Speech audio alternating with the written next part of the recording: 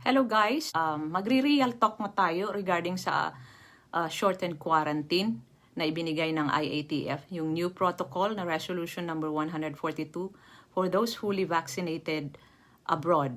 You can see this rule ng IATF sa page 2, number 3, letter C ng Resolution number 142. Iyan yung bagong shorter quarantine na in-implement noong October 8. Mostly, nako-confuse na yung mga non-OFW, especially sa mga US. You know, when it comes to digital certificate, dahil pagdating daw sa NAIA, hindi in-accept yung digital certificate.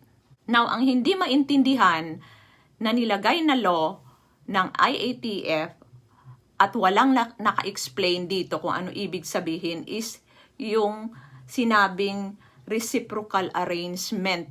Sabi daw, you have to provide a national digital certificate of the foreign government which has accepted VaxCert PH with reciprocal arrangement. Mr. IATF, BOQ, please explain ano ang ibig sabihin ng reciprocal arrangement. Why can't you just make a law that is specific and clear with full details na maintindihan ng lahat in layman's terms? Why do you have to speak napakalalim na English na anong malay namin sa reciprocal na yan? We don't even understand that term. It's only you, government officials, probably who can understand that term because we are just ordinary Filipino citizens. We don't know about reciprocal agreement. Can you expound it?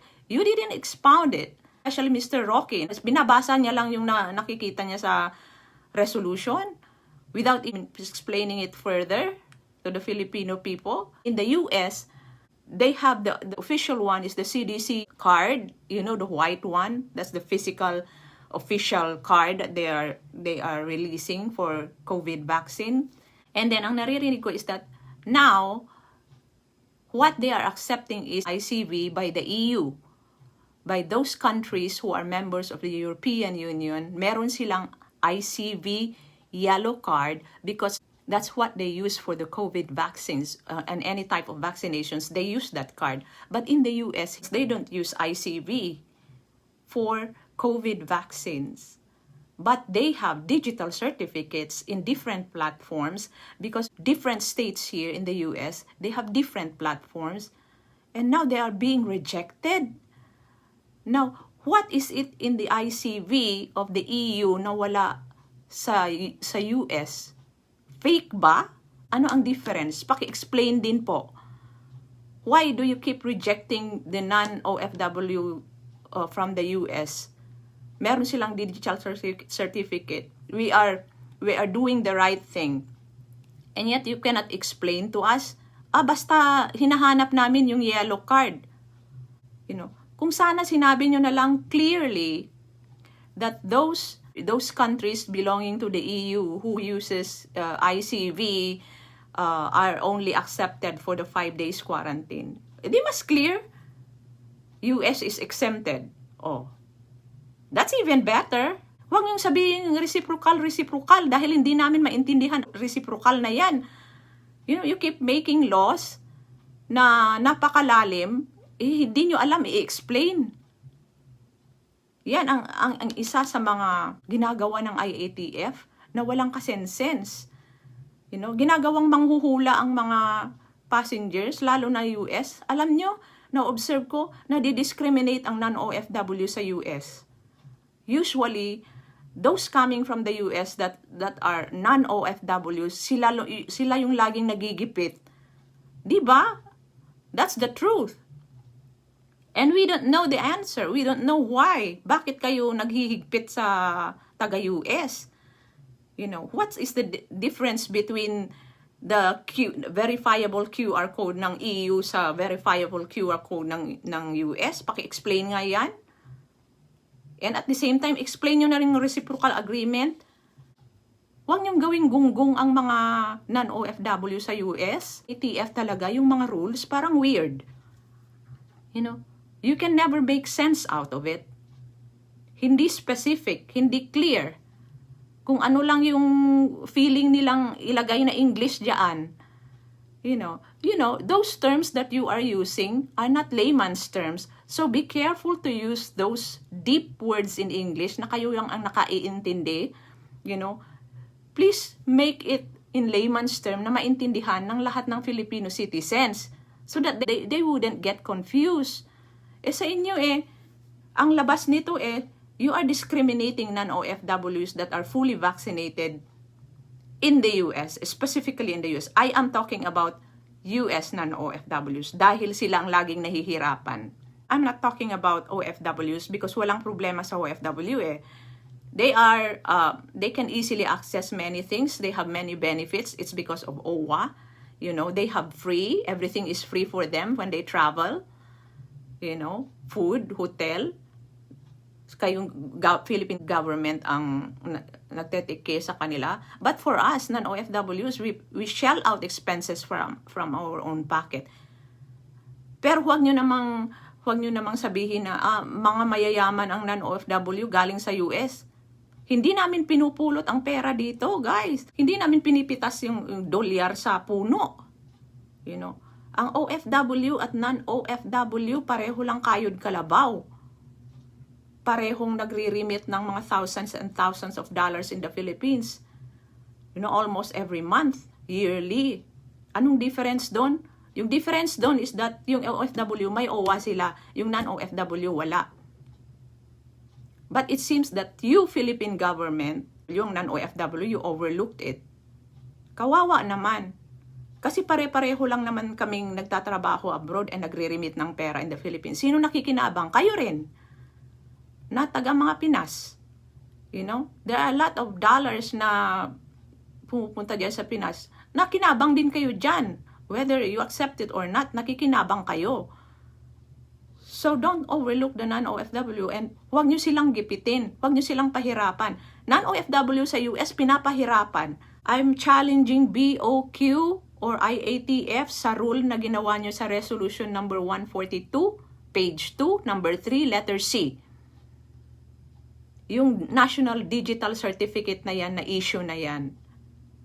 Why is it that sabi nila, yellow card daw ang hinahanap ng mga taga-BOQ sa NAIA. International yellow card. Of course, yung non-OFW na fully vaccinated in the Philippines, obviously, meron sila. Fully vaccinated in the Philippines, they can just avail of that certificate online. Ewan ko kung bakit ang bigat-bigat ng loob ng taga-BOQ at IATF sa US. They make everything difficult for them. As simple as National Digital Certificate by the government, meron ng verifiable QR code, accessible online naman siya. Bakit hindi tanggapin? That's what I'm asking. Ano ang difference ng taga-EU na verifiable code at yung card nila sa card ng US at saka verifiable code ng US? What is the difference? Bakit ayaw nyong tanggapin? Bakit yung tinatanggap nyo ba is hindi sila matatablan ng COVID? Yung US matatablan ng COVID, ganon? Sige nga, just give us a sensible reason for that. Bakit ganyan kayo? Kaya hindi nag-i-improve ang management ng pandemic sa Pinas dahil sa mga kalokohang ginagawa nyo sa mga resolution nyo na yan. Hindi naman clear. Ever since, it just sounds stupid for many of us. Mas lalong nagugulo yung biyahe. Imbis na kampante na ang mind mo, okay, I have the documents. You know, marami ng documents ang immigration nga Kayo pang sisingit-singit na mag-resolution kayong digital certificate lang Hindi pa kayo tumatanggap ng verifiable code. Tapos yung nyo, may reciprocal pa na hindi nyo ma-explain kung ano yan. Ilang tao na nag-new news o nagbabalita, good news. 5 days quarantine na lang, shorter na. Paano yung reciprocal agreement? Hindi nyo in-explain. Ano yan? Para namang you're treating everybody else na kagaya nyo na napakatalinong mag-English at magbigay ng mga deep words na hindi maintindihan. Lahat ba ng Filipino citizens naiintindihan yung reciprocal agreement? Maglagay kayo ng notice every corner in Nayas. Sabihin yung notice, only yellow card ICB ang tinatanggap namin galing sa EU or galing sa ganitong country. Yun ang sabihin nyo. Mas klaro. Yung digital verifiable code ng US, yung CDC card ng US not accepted. As simple as that. Walang problema. Maintindihan namin. Anyways, hindi naman kami nagreklamo ever since nung sinabing libre ang OFW. Ang non-OFW, you have to spend on your own. Walang nagreklamo. It's because we love Philippines. We want to visit Philippines. Gumastos ng thousands and thousands of pesos sa hotel lang na nakulong ng 10 days. Nagprotesta ba? Wala. That's how Philippine government is. That's how insensitive they are to non-OFWs. I don't have anything against OFWs dahil deserve nila yan. They have the OWA that benefits them. They deserve it, you know. Pero sa non-OFW, it seems we didn't deserve anything. Kahit discount man lang sa hotel or discount sa pagkain, tsaka dapat ang IATF i-abolish na yan. Kasi panggulo lang yan.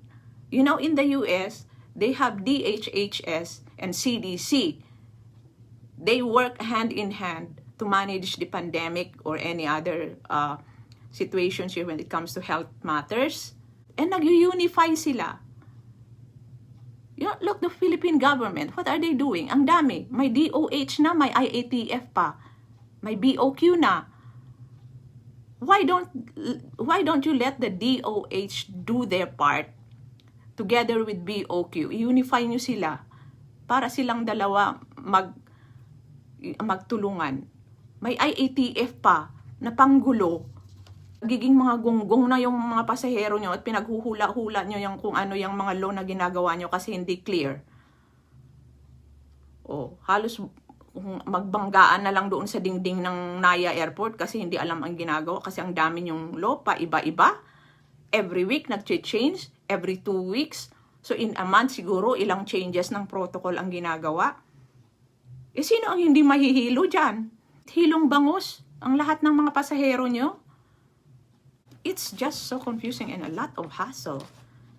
And mind you guys, yung mga ganyan, is still not impressive. Especially sa other countries. Do you think other countries are impressed by what you're doing? No. And do you think lahat ng mga Pilipino na galing abroad na i-impress sa ginagawa nyo? No. Ano? I don't ever see anything good about what IATF is doing, except they are good in making laws that is not clear. Magaling silang gumawa ng English na law. When it comes to English, that's good. Yung mga resolution nila, ang gagaling gumawa ng resolution. Very smart, you know, very well versed in English. But ang tanong is, naintindihan ba ng mga Filipino citizens yan na magta-travel? Usually, you address that to Filipinos who are traveling, going to the Philippines, right? So why is it na ganyan? Yung letter C pa lang na non-OFWs vaccinated abroad, hindi na clear kasi may reciprocal agreement daw. Talagang hanggang ngayon, big question mark sa akin yung reciprocal agreement kasi hindi ko alam yan. Ano ang connection niyan sa Vaxcert PH? Ano ang reciprocal agreement? Or, you know, or arrangement. Reciprocal agreement or reciprocal arrangement. Agreement, ako ng agreement. Kita nyo? Merong reciprocal agreement or reciprocal arrangement. I think they're the same anyway. You know? Walang sistema. That's why nagkagulo-gulo. That's why many are confused. It's because you don't have a good system, an effective, efficient system to manage all this pandemic thing. Masaya na kayong nag-accept ng non-OFW na pinahihirapan nyo dahil silang nagbabayad lahat ng gastusin nila. Just imagine in a hotel, 10 days, ang pinakamura siguro is 1.5 and above for 10 days. Ilang libo na yan na sana pwedeng ipakain sa pamilya pag nagbakasyon. O halimbawa namatayan naman yung pamilya. They don't have any excuse to shorten their quarantines or to exempt them from quarantine. Patay na yung mahal nila sa buhay, nalibing na. Nandun pa rin sa hotel, nagka-quarantine. Spending thousands and thousands of pesos just for that. Just imagine that. Oh, sinong nakikinabang? Siyempre, Pinas. Baka meron nakinabang dyan na officials. Kasi pera-pera na lang. Lahat pera. Simple lang ng National Digital Certificate. I-reject pa. So I'm challenging every one of you, IATF and BOQ. Please explain every law that you are making in layman's term. Put a notice, kahit online sa mga website nyo, kung ano ang dapat isubmit na digital certificate. And huwag gawing Madam Auring na manghuhula ang mga passengers nyo. It's not fair. There is discrimination between OFW and non-OFW na galing sa US. That's just what I'm thinking. Now, isa pa, yung VaxCert PH is not yet fully functional. I know you're doing everything to do it. Pero, how could you expect some other countries na mag-reciprocal arrangement sa inyong VaxCert PH pag hindi pa siya fully functional? Di ba? Hindi pa naman siya fully functional sa buong Pilipinas. Hindi pa nga gumagana sa mga ibang cellphones daw. Mag-download ka or ano ka ng digital copy mo. And then you expect everybody else to have a reciprocal arrangement sa VaxCert PH nyo? Common sense ba yan? Yung ginagamit nyo? It's embarrassing to other countries. Sinabihan pa yung mga ibang taga-country, sinabihan ang Philippines na, oh, the Philippine government is really weird in managing the pandemic. They're thinking backwards. Yung mga utak daw ibaliktad. Imbis na sumusulong for improvement, umaatras. O, impressive ba yung pakinggan? This should be a feedback, you know. It serves as a feedback as well. Kasi wala naman kasing nagre-reklamo. So, pag walang nagre-reklamo, hindi nila malalaman kung anong feedback, kung ano ang performance nila dapat i-improve. So, IATF, na lahat ng ginagawa nyong rules or resolutions diyan, please improve it. Please state it in a way na maintindihan ng mga passengers nyo in a layman's term. Kasi hindi lahat ng Filipino citizens kasing galing nyo mag-English.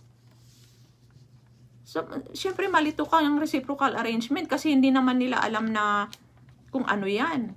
You are talking in a political term probably.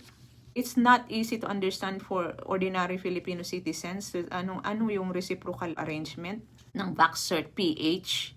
One thing, gusto nila yellow card from the EU, yun ang ina-accept. And then I think yung verifiable QR code din daw ina-accept as long as you are from EU. Kasi yung ICV, they use ICV in the EU.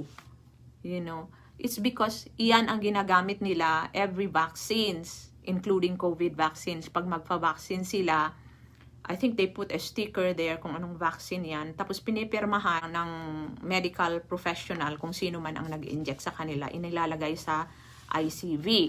That's why EU has it. It's just like a vaccine passport. But here in the US, we don't use ICV yellow card for COVID vaccines. We issue CDC for COVID vaccines. That's the official card. Bakit ayaw tanggapin ang CDC? Although ang CDC, merong CDC card, and at the same time, pwede kaming maka-download online, and every state also has different platforms. Pero walang yellow card. As simple as the US doesn't use yellow card. So that means, yung yellow card lang ang tinatanggap. E di palitan nyo ang law nyo IATF, sabihin nyo yung yellow card ng EU lang ang tatanggapin. I still believe na dinidiscriminate yung non-OFW, especially US. Hindi ko alam. Kung may galit kayo sa US, huwag nyo namang isama yung mga Filipino balikbayan nyo. Because we are still Filipinos. We still want to visit Philippines because we love Philippines. You know, kayo lang naman yata ang mahabol, pera lang. IATF is a pain in the ass. And I'm sorry to say that again for the term I'm using. But it's the truth. You have to accept the truth. Being a non-OFW, nadidisappoint talaga ako, nakakairita. Ang IATF hindi nag-i-improve. Parang nag-worst yung mga law nila, nagiging nonsense. You know, gumawa ng law, especially sa digital certificate issue na yan. Yellow card lang pala ng EU ang ina-accept. Sana sinabi yung yellow card na lang ng EU ang i-accept. Huwag yung sabihin nyo na lang na ang US is not eligible. May mga reciprocal pa kayong nalalaman. Hindi nga ma-explain ni Roque ano ang reciprocal na yan. Explain nyo nga. BOQ and IATF, nakakawalang gana kayo. Okay, let's say, good news. 5 days quarantine na lang. Pero good news ba yan na pagdating mo ni-reject ka? It's because of just one simple digital certificate na hindi ma-explain na dapat may reciprocal pa? Oh, hindi naman ma-explain kung ang difference ng EU vaccination card sa US vaccination card. What is the difference there? Sa kulay lang? Porque puti, ayaw nyo. Yung yellow, gusto nyo. Mga dilawan kayo. Kaloka. Gusto nyo yung yellow, yung white, ayaw. I'm just wondering, why can't you explain? Ano ang difference? What is the difference? Bakit tinanggap nyo yung yellow at yung white hindi? How do you explain it? Oh, explain the reciprocal arrangement. Bakit ayaw tanggapin? Kaloka. Meron pang isa. Yung resolution number 142 pa rin, page 2, number 1. Diba sabi dito, fully vaccinated that belongs to green or yellow list countries will need to undergo a facility-based quarantine until the release of their RT-PCR result. Until magsuswab ka sa 5th day, labas ka sa 6th day. Pero how many hours should you wait for this? Hindi sinabi until lang Very vague talaga, walang exact. Hindi sila nagme-mention ng exact. You know why? It's because they know na ever since when it comes to time, hindi reliable ang Pilipino when it comes to time. You know? So what is this until? So swab test mo on the 5th day, labas ka. Pag negative, labas on the 6th day. Is this 24 hours? Sure ka ba na 24 hours yung result mo? Paano pag na-delay? Kasi sabi, na-delay kasi kulang ng tao. Na-delay kasi may bagyo. Na-delay, may baha. Hindi makarating sa opisina yung tao. Makalabas ka ba ng 6th day noon kung ganon? Of course not. Yung 10 days nga na quarantine, that's longer. You will be taking swab on the 7th day. Tapos ma-avail mo yung swab mo on the 9th day. That's 48 hours. Although hindi sila specific sa time doon. It's because they are not even reliable when it comes to time. Alam mo, Filipino time, pag sinabing 24 hours makuha mo yung result, ay, baka 26 hours pa yon. You should think about that, you know. You should be very clear about and very precise about what you do when you release a law. IATF, BOQ. Dali lang mag-English diyan at gumawa ng law. But the way ang implementation is very bad. Mag-implement kayo ng law nyo, hindi pa clear. Magaling tayong gumawa ng law. But when it comes to implementing, it's really horrible. Very bad. Walang system na nasusunod. Merong nag-implement ng law, ang ganda-ganda ng law ito. After 1 month, wala na. Maganda lang ng 1 month. I just want to focus on this national digital certificate thing. Bakit hindi tanggapin? Yun lang. I appreciate your input din bilang non-OFW, especially sa US. Please express your opinion about this. Kasi parang discrimination na ito para sa atin. Thank you guys.